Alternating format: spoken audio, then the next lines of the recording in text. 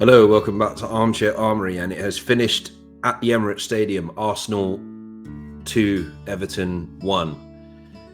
And by way of that, it also finished at the Etihad Stadium. Manchester City 3, West Ham United 1. Therefore, on the last day of this 23-24 Premier League season, we lose out to Manchester City as Premier League champions by 2 points.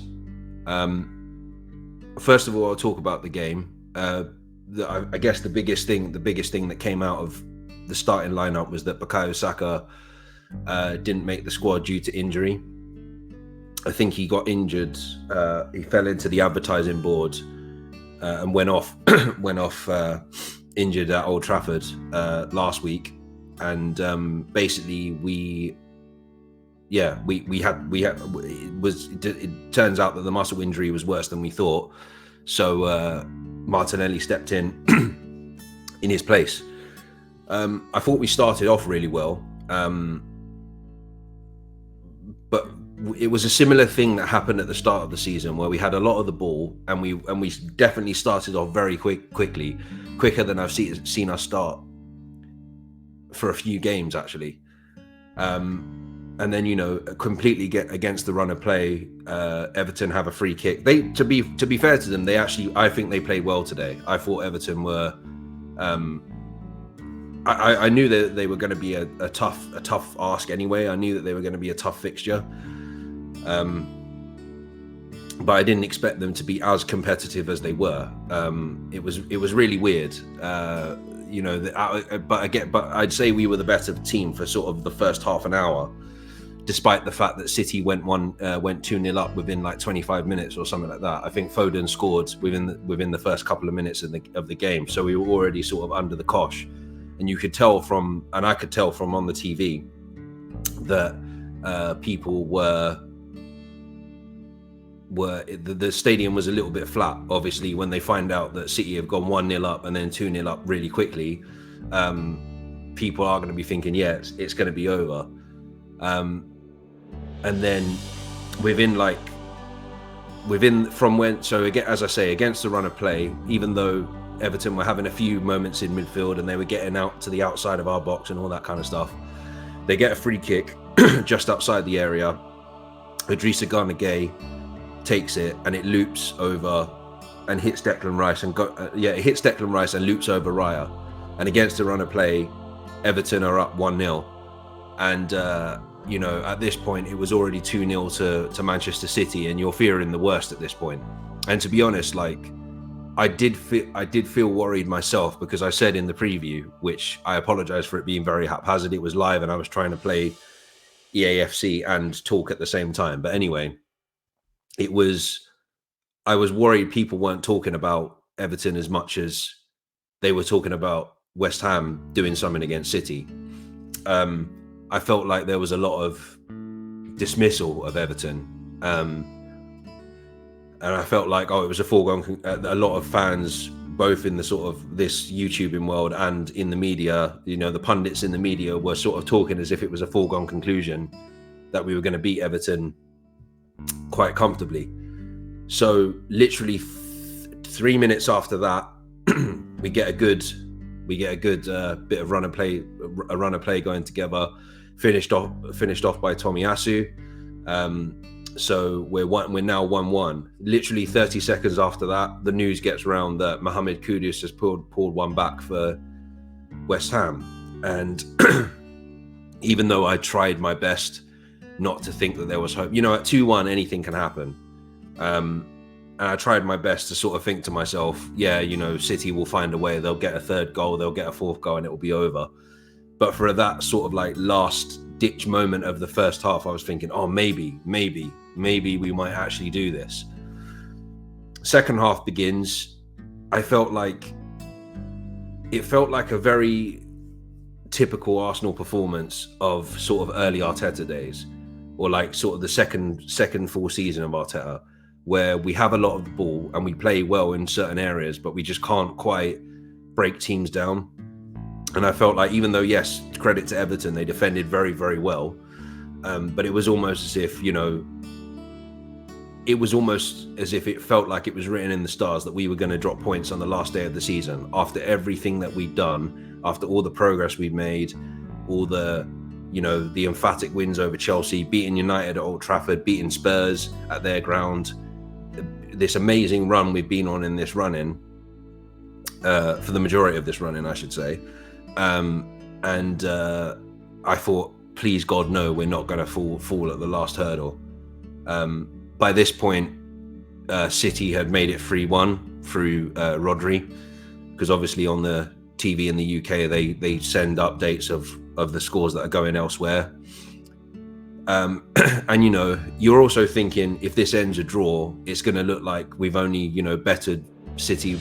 We've only bettered our points gap between City by 1 point, because they would have won the league by 4 points as opposed to 2, which turned out to be the end thing, the end conclusion.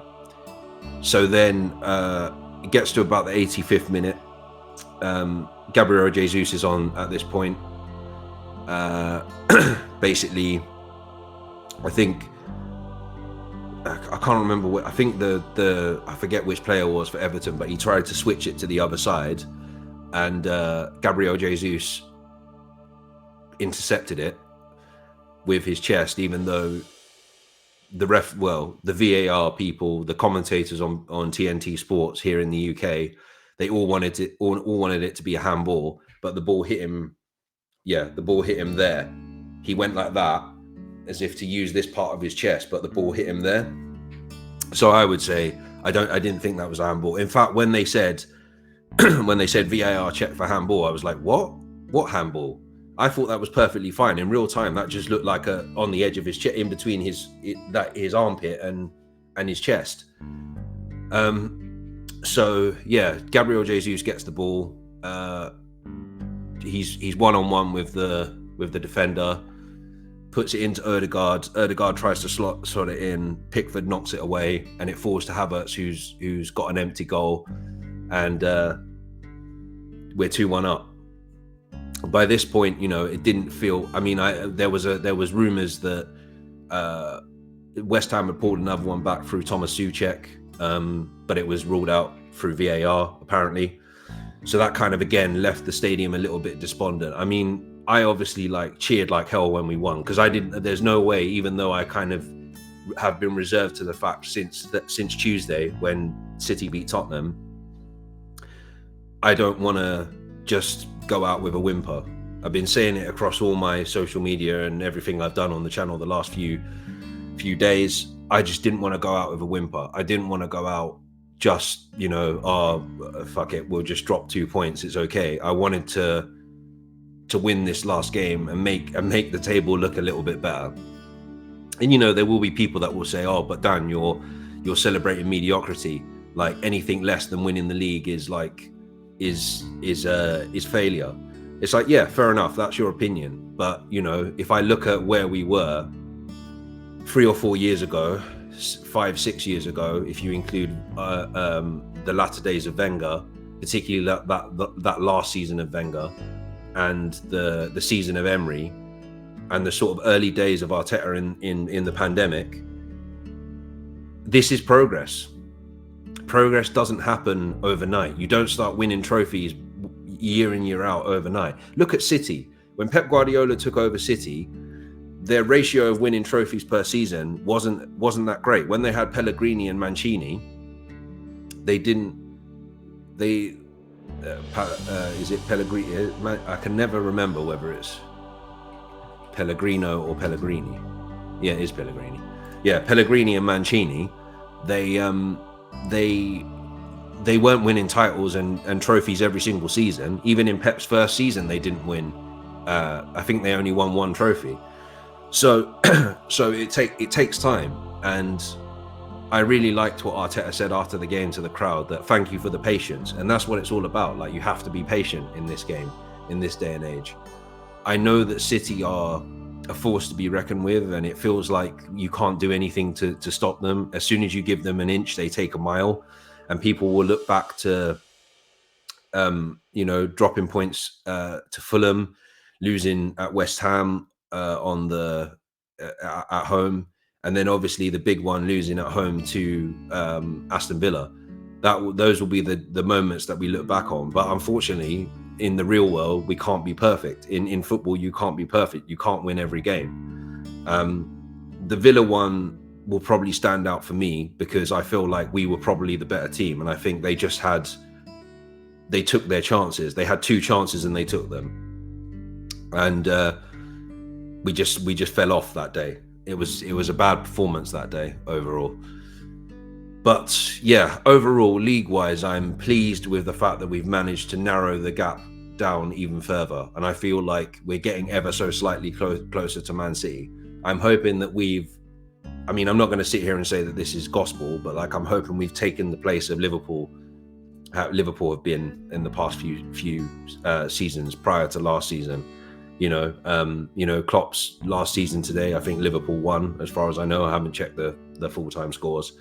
I think Liverpool won, so that gives Klopp a little bit of a positive send-off. And yeah, it looks like Arne Slot from Feyenoord is going to be the next Liverpool manager. So it might take time for them to sort of become accustomed to his way of things. So yeah, and I don't expect Man United to be as bad as they are this season, as they were this season. Even if they keep Erik ten Hag, I don't expect them to be as bad. You've got Chelsea that have somehow managed to miraculously get European football next season now. When they were in dire straits pretty much throughout most of the season, they've had a very good March, April and May. So yeah, it's going to be difficult, but I'm hoping that we're kind of still up there. We go again. I said this to somebody the other day that was like, "Oh, how do you feel?" I'm like, well, it's upsetting. It's disappointing. I felt like how the players felt at the end of the day, at the end of the game. I was sat there thinking to myself, yeah, like it's good that we've managed to narrow the gap on City by 2 points rather than 5 points from last season. So that is clear signs of progress. We finished in exactly the same position. But yeah, like you do look back and you think, yeah, we could have done so more. I think, especially with our run-in, you could say there is an argument to say that we deserve to win the league. But it is what it is. That's it now. We just have to see what happens in the summer, bolster the squad a bit more. Hopefully we do that, and then we go again and see where we are. My only gripe for this season is very similar to what I said last season, and I'll probably go into a little bit more detail when I do the season review in a week or so's time. I'm going to before I have the full sort of armchair armory break, I'm going to have a couple of weeks just to sort of collect my thoughts over stuff before I come back on to do the last video of the season for Armchair Armory.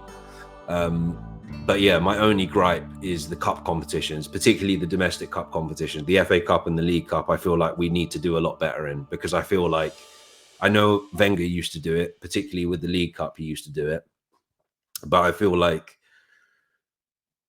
there will be a lot of people that will look at us and say, in 3 years, we haven't won anything. And since that FA Cup win in Arteta's first half season, we haven't won a trophy. And it's, I think it will get to the point where people will start pointing at that and saying, yeah, fair enough, they've progressed and they've taken City to the last day and within 2 points, blah blah blah blah blah. But what have they actually won?